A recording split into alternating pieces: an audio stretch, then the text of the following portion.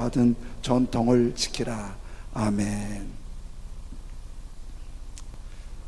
야고보서 1장 14절에 오직 각 사람이 시험을 받는 것은 자기의 욕심에 끌려 미혹됨이니, 시험을 받게 되는 원인을 자기 욕심에 끌려서 미혹이 돼서 그렇다고 말씀하세요.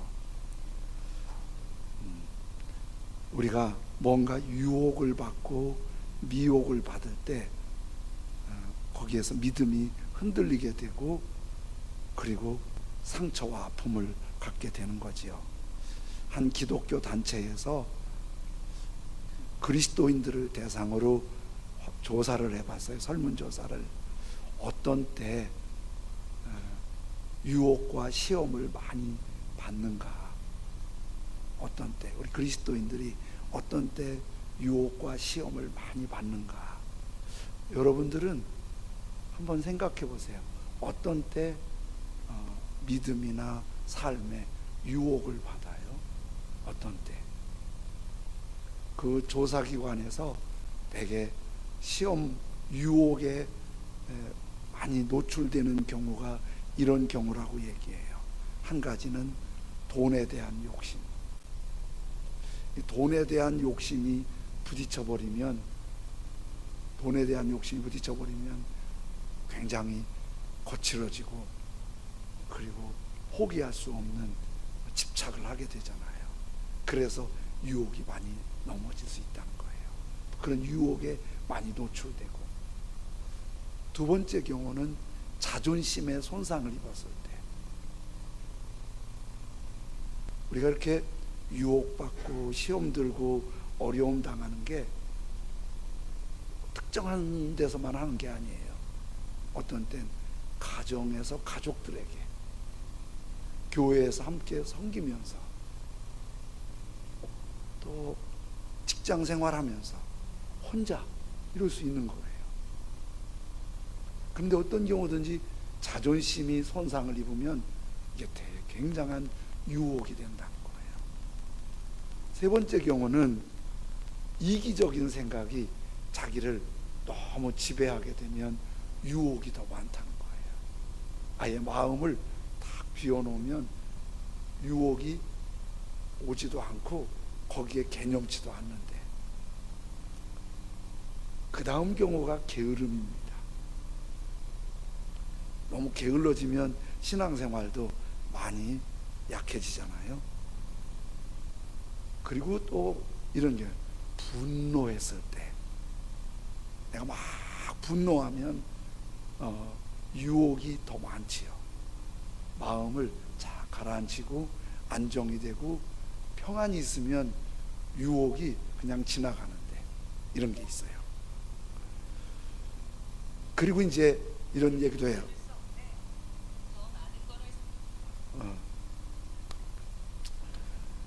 그리고 이제 성적인 유혹들, 이런 얘기를 해요. 근데 이런 걸 쭉 이제 각자 그리스도인들이 전 이럴 때 유혹을 많이 받아요, 이럴 때 유혹을 많이 받아요, 그렇게 얘기를 하는데, 근데요, 그 유혹이 어떤 때 많이 넘어지느냐, 이런 질문을 해봤어요. 이제 유혹이 있긴 있는데 그 유혹을 그냥 지내쳐버리고 조금 흔들리지만 잘 극복을 하는 경우가 있는데, 그 유혹에 넘어지잖아요. 그러면 유혹에 넘어지면 자기도 너무 불편하고 하나님 앞에도 너무 부끄럽고 심지어 다른 사람에게도 불편을 줄 수 있는 거예요. 어떤 때 유혹에 넘어지느냐 그랬더니 81%가 유혹에 넘어지는 경우를 이렇게 말해요. 하나님과 멀리 느껴질 때, 믿음이 식어질 때. 그러니까 똑같은 유혹에 노출됐는데 믿음이 식어지면 잘 넘어지더라는 거예요. 이게 81%예요. 그리고 두 번째 경우가 어떤 때 또 넘어지냐면, 몸과 마음이 피곤할 때, 하나님과 가깝게 느끼면서도 내가 너무 피곤하잖아요. 그러면 몰라, 모르겠어 이러고 내가 너무 피곤해 버리면 그게 57%예요. 그런데요, 이렇게 유혹이 나한테 몰려오고 내가 그 유혹에 노출이 돼 있는데, 이 유혹을 받는 거는 어떤 특정한 사람이 아니에요. 목사에겐 피해가는 거 아니에요. 교회 생활 오래 한 사람에겐 유혹을 이미 다 넘은 거 아니에요. 교회 처음 오신 분들은 유혹이 없는 게 아니에요. 다 누구에게나 유혹에 노출돼 있어요. 근데 그거를 잘 극복하면은 오히려 기쁨이 있고 소망이 있고 은혜가 있는데, 그 유혹에 넘어지면 아픔이 큰 거예요. 구약 성경에서 믿음이 아주 탁월한 분으로 소개되는 분 중에 한 분이 다윗 왕이에요. 사울 왕이 다윗 왕을 그렇게 죽이려고 쫓아다니고, 다윗은 일정이 도망 다니는 게 일정이었어요. 그 어려움 중에도 실수하지 않고 하나님 말씀 붙잡고 그렇게 자기를 죽이려는 원수인 사울 왕까지도 배려할 만큼 그렇게 탁월한 믿음의 사람이었어요. 그런데 왕권이 안정됐을 때 뜻밖의 상상치 못한 데서 유혹이 넘어졌어요. 왕궁이 높으니까 왕궁 위에 거니는데, 저쪽 건너편에 한 집안에서 목욕시설이 마땅치 않으니까 한 여인이 목욕하는 게 높은 데 있으니까 보인 거예요. 왕의 부인도 여럿 있는데 그 여인한테 마음이 흔들려 버리고 그 여인을 데려오라 그리고 범한 거예요. 이거 범하니까 유혹에 넘어진 거잖아요. 그런데 문제가 생겼어요. 그 여인의 남편이 자기 부하예요. 이걸 어떻게 감춰야 되잖아요. 그 부하를 전쟁터에 가서 죽게 하고 그 여인을 다시 후궁으로 맞아들여요. 감쪽같이 한 것 같은데 하나님이 다 하세요. 그리고 그 일 때문에 다윗의 생애에 아픔이 많을 거라고 말씀하시는데, 그 말씀이 다윗 평생에, 그 유혹에 넘어진 게 다윗 평생의 아픔이에요. 왕의 아들인 왕자가 공주를 범하는 부끄러움이 왕궁에서 일어나요. 여기에 분노한 형 왕자가 동생 왕자를 죽이는 비극이 왕궁에서 일어나요. 그거로 끝나지 않고 그 왕자가 아버지 다윗을 향해서 반란을 일으키고, 아버지의 후궁들을 왕자가 범하는 가슴 아픈 일들이 다윗 왕정에 일어나요. 그게 유혹에 넘어진 아픔인 거예요. 그런데 이 유혹이라는 게 굉장히 달달하고 좋아 보여서 막 밀려올 때는 내가 그거를 조절할 능력이 약해지고, 그리고 그거 하면 굉장히 좋을 것 같은데 그 결과는 너무 아프고 평생 나를 힘들게 할 수 있다는 거예요. 그런데 이런 유혹이 다윗 왕처럼 여러 것만 아니라 교회 안에서도 시험이 있어요. 같이 교인들끼리도 같이 얘기하면서 그게 유혹이 될 수 있어요. 데살로니가 교회는 다윗 왕 같은 그런 유혹은 아니에요. 데살로니가 교회는 예수님을 믿고 구원받고 하나님의 자녀가 되고 하나님의 은혜 아래 있다는 믿음이 확고했어요.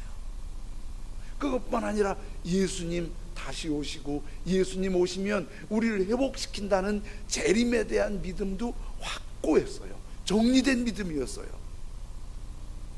이 믿음이면 굉장히 좋은 믿음이거든요.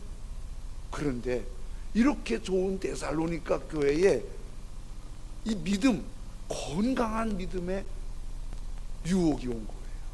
그 유혹이 2장 2절입니다. 영으로나 또는 말로나 또는 우리에게서 받았다는 편지로나, 어떤 유혹에는 주의 날이 이르렀다고. 주의 날이 이르렀다는 이 표현이 미래사가 아니고 곧이라는 얘기 아니고 이미 과거예요. 주의 날이, 예수님 재림했다고. 그런데 데살로니가 4장에 말씀하시잖아요. 예수님께서 하늘의 호령과 천사장의 나팔로 예수님 오시는데 공중으로 오신다고 그랬어요. 그때 예수님 믿다가 먼저 세상 떠난 사람들이 변화돼서 공중에 올라가서 주님을 맞이하고, 살아서 예수님 믿고 있는 우리도 변해서 공중에 올라가서 두 번째로 주님을 맞이한다고 그랬어요. 근데 요거를 교묘하게 이용해서 거짓말로 가르치는 사람도 있어요. 예수님 벌써 공중에 오셨어. 지금도 그런 이단들이 있어요. 예수님 벌써 공중에 오셨어. 그러면 어차피 공중에 오신 게 보이는 것도 아니고, 이런 얘기를 들으면 믿는 사람이 어떻겠어요? 그럼 뭐야? 나만 못 올라간 거야? 아니, 누가 그럼 올라간 거야? 그러면서 불안하고 두렵고 흔들리고 신앙이 혼란이 오게 된 거예요. 2장 4절에 보면 이런 일을 주장하는 사람들의 특징이 있어요. 그는 예수님이 이미 재림했다고 하는 그들은 대적하는 자라. 신이라고 불리는 모든 것과 숭배함을 받는 것에 대항하여 그 위에 자기를 높이고 하나님의 성전에 앉아 자기를 하나님이라고 내세우느니라. 자기가 하나님이고 자기를 숭배하라고 그러고, 그러니까 예수님 오셨다는 얘기를 단골 메뉴로 써서 결국은 자기가 예수라고 말하면서 사이비 이단을 선포하는 거예요. 노컷 뉴스에서 한번 발표하는 걸 봤더니 한국에만 내가 하나님이다 그런 사람이 20명 된대요. 아니, 정신병자들, 그럼 정신병자죠. 근데 내가 하나님이다. 그런데 이거는 이제 적어도 몇 사람의 추종자가 있기 때문에 알려진 하나님이에요. 20명이에요. 그리고 내가 예수다 이러는 사람이 50명이래요. 한국에만 하나님, 예수님이라고 하는 사람이 100여 명이고 전 세계는 얼마나 많은지 몰라요. 이게 데살로니가 교회 때부터 있었던 거예요. 로마는 황제를, 이 당시 로마가 지배하던 때니까 황제를 신격화했어요. 그리고 역사적으로 독재자는 항상 신격화예요. 저 북쪽에도 그렇잖아요. 김정은이라는 양반이 지존이래요, 지존. 그리고 북에서는 그렇게 가리킨대요. 김일성이 성부 하나님처럼, 죽은 김정일이 성자 예수님처럼, 김정은이 성령 하나님처럼 그렇게 사무이라고 가리킨대요. 말도 안 되게. 얼마나 말 안 되는지 아시죠? 김정은 자기 체중 관리도 못해서 140kg래요. 얼마나 자기가 불편하겠어요. 거기에다 골초에다가. 그런데 무슨 지존이에요. 이런 엉뚱한 일들이 사람 사는 사회에 있으니까 이게 가끔 자기가 신이라고 그러면서 이렇게 유혹을 하는 거예요. 그런데 이렇게 유혹하는 방법을 2장 2절에서 세 가지로 말하는데요. 한 가지는 이렇게 말해요. 영으로 유혹해. 영적이라고. 영적인 게 잘 안 보이니까 영적인 얘기를 수적 던지면은 사람들이 호기심을 가질 때 그걸 갖고 유혹해서 신앙을 흔드는 거예요. 영적 하면 뭐 이상한 걸 보고 이상한 소리를 듣고 이상한 걸 뭐 얘기하면은 그 영적인가 봐. 그러면 그쪽에서 막 강하게 얘기하면 이렇게 끌려가는 유혹이 있을 수 있다는 거예요. 어떤 교회에서 새벽 기도를 열심히 하는 그분이 한 번은 영적으로 응답을 받았대요. 기도를 했대요. 하나님, 내가 돈이 필요한 거 아시잖아요. 돈 좀 주세요. 새벽마다 그 기도했대요. 돈이 필요한 거 아시잖아요. 돈 좀 주세요. 그걸 막 기도했는데 어느 날 하나님이 말씀하시더래. 아무개야, 네가 돈이 필요한 거 내가 다 안다. 내일은 새벽 기도 나오지 말고 뒷산에 올라가거라. 제일 높은 곳에 올라가 있으면 해가 뜰 거다. 해가 뜨면은 해한테 10번을 절하거라. 그리고 절한 다음에 삽과 곡괭이를 가지고 올라가서 네가 선 그 자리를 세 자를 파거라. 그러면 항아리가 나올 것이다. 그 항아리에 금은보화가 많은데 팔아서 마음껏 쓰거라. 그래서 아멘 했대요. 좋아갖고. 사람들하고 상의했겠어요? 그거 알리면 안 되지요. 자기만의 비밀이지요. 아무한테도 알리지 않고 새벽녘에 무서운데 두려움을 떨고도 그 금은보화를 찾아서 뒷산에 올라갔대요. 얼마 안 있으니까 진짜 해가 쫙 떠오르는데 계시대로 온 거예요. 아니, 계시대로 온 게 아니라 늘 해 떠요. 그래가지고 그 산 꼭대기에서 해를 보고 10번을 절을 하고 그리고 땅을 파는데 너무 설레서 눈물이 나더래요. 근데 세 자 이상을 파니까 항아리는 안 나오고 바위 덩어리만 있어서 손만 부르트고 내려왔대요. 그게 영적이라고 착각해요. 뭐 이상한 소리를 듣거나 꿈을 꾸거나 환상, 그렇게도 영적일 수가 있어요. 진짜 영적인 오리지널은 성경입니다. 이 성경은 하나님의 감동으로 된 것으로, 영으로 된 거예요. 그리고 이 성경이 영의 지침이에요. 이 성경을 따라서 영적인 게 제대로 분별되는 거고, 마귀도 영이기 때문에 영적으로 미혹하는 거예요. 그런데 영으로 할 뿐만 아니라 또 어떻게 해요? 말로. 그 말하는 거 보면요, 정치하는 사람들 보면 이쪽에서 저쪽을 막 공격하잖아요. 막 무슨 근거를 내가 공격하잖아요. 그러면 저쪽에서 이제 죽었다, 끝장났다, 저쪽 정치 끝났다 그러는데 이쪽에서 말을 더 잘해. 그리고 막 돌려대면은 우리 국민들은 어떤 게 맞는지 모르겠어. 폭로한 사람이 맞는지, 이쪽은 워낙 말들을 잘하니까, 말 들으니까. 그런데 신앙적으로도 인간적이고 세상적인데도 굉장히 하나님 중심인 것처럼 말하면서 사람을 미혹해요. 지금 데살로니가가 그런 거예요. 거기에다가 뭐가 또 있지요? 우리에게서 받았다는 편지로나 위조 편지인 거예요. 바울이 그렇게 보내지도 않았는데 이상한 편지 한 장 가지고 와서 이거 바울이 보낸 건데 나 하나님이래, 나 예수님이래, 예수님 오셨대, 이렇게 말로 위조된 편지로 거짓말로 영이라고 말하면서 이렇게 말하는 거예요.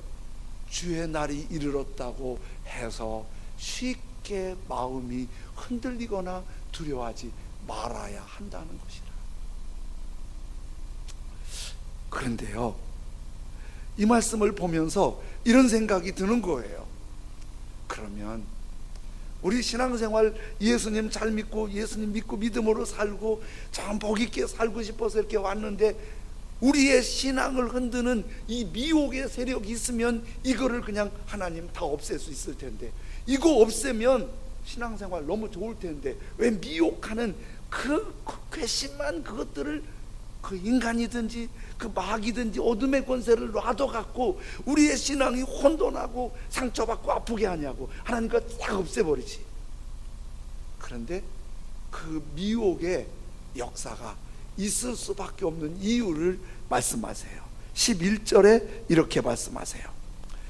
이러므로 11절, 이러므로 하나님이 미혹의 역사를 그들에게 보내사. 미혹의 역사도 하나님이 보내신다는 거예요. 그들에게 보내사 거짓 것을 믿게 하시면, 거짓 것을 하나님이 믿게 하시는 게 아니라 그렇게 믿게 하니까 내버려 두는 거예요. 내버려 두는 거예요.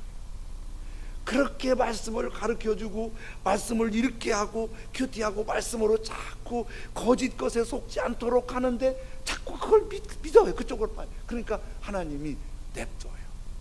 그러니까 우리도 그러잖아요. 타 이러다 안 되면 알았어, 자네 알아서 해.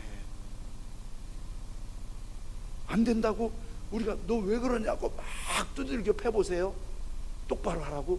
그러면 팬 사람이 폭력죄로 걸려요. 인격적일 때는 그렇게 하지 않아요. 하다 안 되면 또 와요. 우리 하나님이 우리에게 힘이 없어서 그런 게 아니라 우리를 존중히 여기시는 거예요. 말 안 듣는다고 강아지처럼 목을 매지 않아요. 냅둬요. 근데 그렇게 냅두는 이유는 12절에 이렇게 말씀하세요. 진리를 믿지 않고 불의를 좋아하는 모든 자들로 하여금 어떻게? 심판을 받게 하려 하십니다. 이렇게 가면 심판이라는 걸 알게 하시는 거예요. 다윗이 그 유혹에 넘어져서 그렇게 아프잖아요. 심판이에요. 우리가 주님 앞에서 깨어있지 못해서 넘어지잖아요. 그게 내게 아픔이고 다른 사람에게 아픔을 주고 고통을 주는 거예요. 그러나 반면 13절 14절은 이렇게 말씀하세요. 주께서 사랑하시는 형제들아, 우리가 항상 너희에 관하여 마땅히 하나님께 감사할 것은 하나님이 처음부터 너희를 택하사 성령의 거룩하게 하심과 진리를 믿음으로 어떻게? 유혹에 넘어지지 않으면 구원을 받게 하심이니, 유혹에 넘어진 사람은 심판이에요. 유혹에 넘어지지 않고 거룩하게 하심과 진리를 믿음으로 구원을 받게 하시고, 이를 위하여 우리의 복음으로 너희를 부르사, 그 다음 우리 주 시작, 우리 주 예수 그리스도의 뭐에? 영광을 얻게 하려 하십니다. 그래서 유혹이 모두에게 노출돼 있어서 언제든지 우리를 유혹하고 넘어뜨릴 수 있는데, 우리가 넘어지지 않으면 구원과 영광이 있어요. 회복과 영광이 있어요. 넘어지면 심판과 아픔이 있는 거예요. 그래서 데살로니가 교회 그런 유혹들이 있지만 어떻게 하라고요? 2장 2절에 이렇게 말씀하세요. 영으로나 또는 말로나 또는 우리에게서 받았다는 편지로나 주의 날이 이르렀다고 해서 쉽게 마음이 어떻게? 흔들리거나 두려워하거나 하지 말아야 한다는 것이다. 믿음이 흔들리거나 두려워하지 말아야 한다는 것이다. 흔들리고 거기 무서워하고 그 유혹에 넘어지면 아픔이 너무 크고 상처가 너무 크고 잘하지 못한다는 거예요. 미국 메이저리그에서 아주 최고의 투수로 알려진 유현진 선수요, LA 다저스에 있다가 지금 토론토 팀으로 갔지요. 그런데 LA 다저스에서 아주 활약을 할 때 미국 스포츠 TV에서 유현진을 초청을 해갖고 인터뷰를 했대요. 그런데 이제 진행자가 유현진한테 이렇게 물은 거예요. 당신이 어떻게 이렇게 세계의 최고 투수로 메이저리그에서 이렇게 뛸 수 있냐고, 그 비결이 뭐냐고. 그랬더니 유현진이 어깨 수술을 한번 받았다는만요. 그런데 야구 선수가 어깨 수술을 한번 받으면 선수 생활 끝이래요. 근데 그걸 극복을 하고 최고의 선수에 일어난 거예요. 그런 얘기를 하는데 유현진과 같이 팀메이커로 활동을 했던 AJ 앨리스라는 선수가 같이 그 방송국에 온 거예요. 이 사람이 유현진 대신에 한 얘기를 해주는 거예요. 유현진은 최고의 투수가 되는데 아주 좋은 비결이 있는데 흔들림이 없다는 거예요. 이 야구, 대개 골프나 야구나 대개 운동들이 멘탈이 굉장히 강해요. 그래서 잘하던 선수도 이 정신력이 무너져 버리면 그냥 무너져 버리는 거예요. 볼도 안 던져지고, 잘 던졌는데 이상하게 나가고 이상하게 당하고 막 그러는 거예요. 근데 자신감이 생기면 막 일어나는 거예요. 그런데 앨리스 선수가 보니까 유현진은 팀의 위기에 있을 때도 항상 얼굴에 미소를 잃지 않고 경기를 진행하더라는 거예요. 경기 끝났는데 몸이 안 좋았는데도 유현진은 항상 얼굴에 미소가 있다는 거예요. 위기나 몸이 불편하거나 어려울 때도 흔들림 없이 미소 지을 수 있는 게, 이게 흔들림이 없다는 사인이 돼서, 예전에 왜 바둑대회를 했잖아요. 그 알파고하고 바둑대회를 했는데 바둑 잘 두는 사람도 알파고하고 할 때 힘들었던 게 하나 있어요. 뭐냐면 알파고는 감정이 없는 거야. 서로 얼굴을 마주 보면서 감정을 보고 이렇게 좀 공격도 하고 싸워야 되는데 감정이 없으니까 이걸 어떻게 싸워야 할지 방향이 잘 안 나오는 거예요. 흔들리지 않는 감정만도 굉장한 힘인 거예요. 이게 쉽지 않잖아요. 그런데요, 일본에 크리스찬이 별로 많지 않은데 세계적인 크리스찬이 한 분 있어요. 미우라 아야코라고. 이분이 빙점이라는 책을 썼거든요.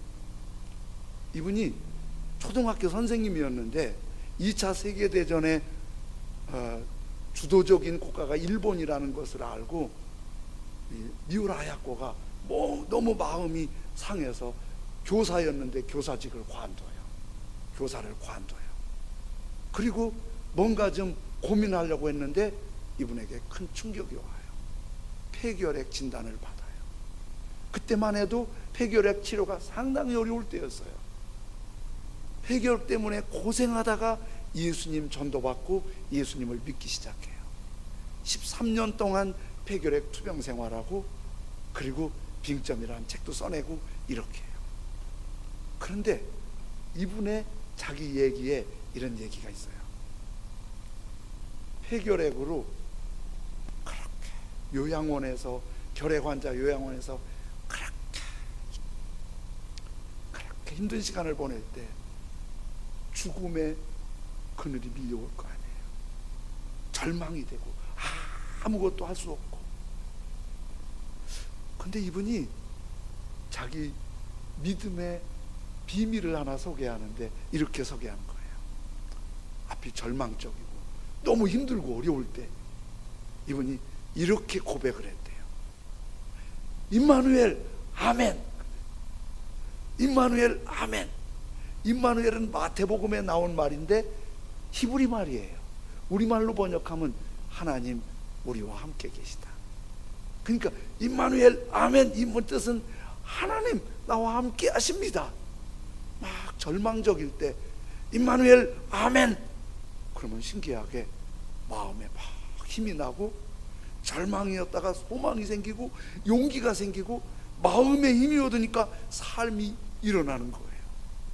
그 후에도 13년 후에 회복이 됐지만 삶이 앞을 가로막고 유혹이 오고 절망이 오고 지칠 때 자기가 그렇게 외친대요.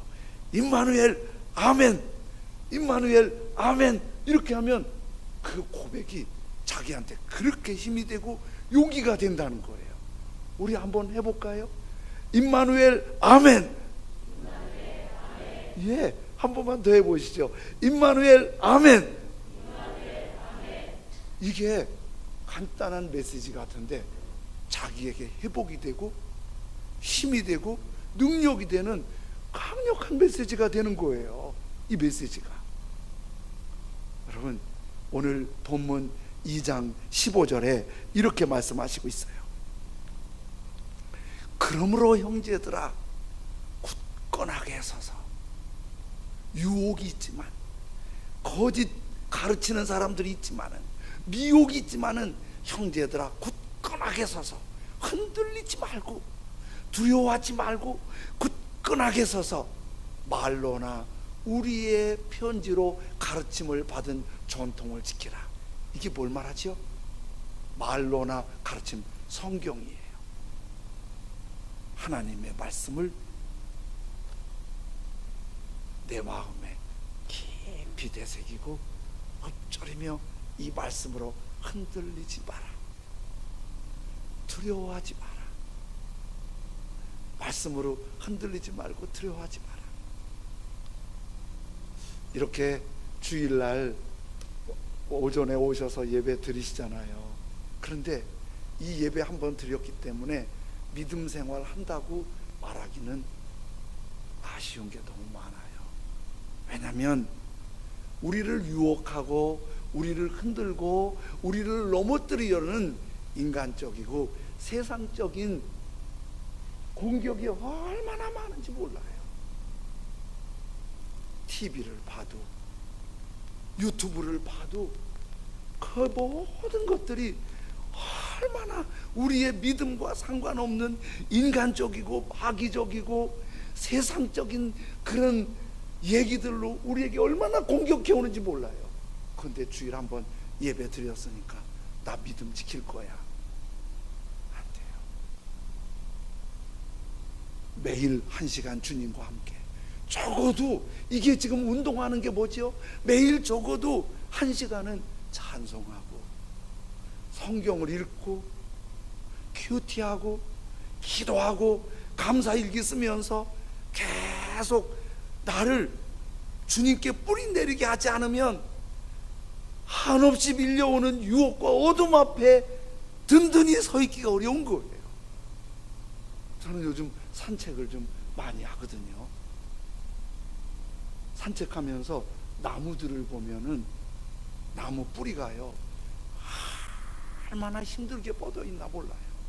그 나무 뿌리들이 막 겹치기도 하고 꼬이기도 하고 멀리 뻗기도 하고 미리 내리기도 하고, 요 앞에 도로에도 이렇게 보면은요 나무를 심어 놨는데 그 나무가 살아나려고 하니까, 요것은 한 20년 된 보도블록이니까 보도블록이 일어났어요.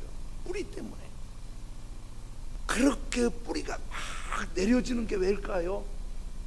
바람이 불고 태풍이 오고 눈보라가 몰아치고 비바람이 몰아치면은 이 나무가 막 흔들리는 거예요. 나무가 크면 클수록 바람이 더 센 거예요. 그걸 견디기 위해서 나무는 어떻게 해요? 뿌리를 그렇게 몸부림치면서, 조금 뿌리가 노출된 거 한번 보세요. 얼마나 살아나려고 힘썼나. 그 뿌리가 없으면 넘어져요. 넘어지면 꽃이 필 수도 없어요. 열매도 맺을 수 없어요. 그러나 뿌리를 튼튼히 내리고, 뿌리를 튼튼히 내리고 막 연결해 내리고, 그렇게 든든히 내리고 있으면 비바람, 눈보라, 태풍이 와도 나무가 흔들리지 않아요. 그 나무에 꽃이 있어요. 그 나무에 열매가 있어요. 그 나무에 향기가 있어요. 우리 어떻게 해야겠어요? 데살로니가만 흔들리는 게 아니에요. 우리도 끊임없이 그는 흔들리는 거예요. 장성한 복된 그리스도인으로 든든히 서서 아름다운 꽃도 피고 열매도 맺고 향기도 있고 복이 있으려면 뿌리를 내리듯 말씀에 적어도 하루에 1시간은 주님 앞에, 그러면서 삶의 말씀 생각하고, 이번처럼 느헤미야 회복성에 외부 강사님을 모실 때는 우리가 다 준비하고 주님의 말씀에 뿌리를 내리면 우리에게 어떤 특징이 있어요? 하나님의 은혜가 있어요. 그래서 흔들리지 않는, 흔들리면 아파요. 넘어지면 심판 앞에 끝나요. 그러나 흔들리지 않고 주님 말씀 붙잡고 일어서면 우리는 주님이 기뻐하시고, 우리도 가장 복 있고 복을 끼치는 하나님의 사람으로 세워질 줄로 믿습니다. 우리 찬송 드리겠습니다. 하나님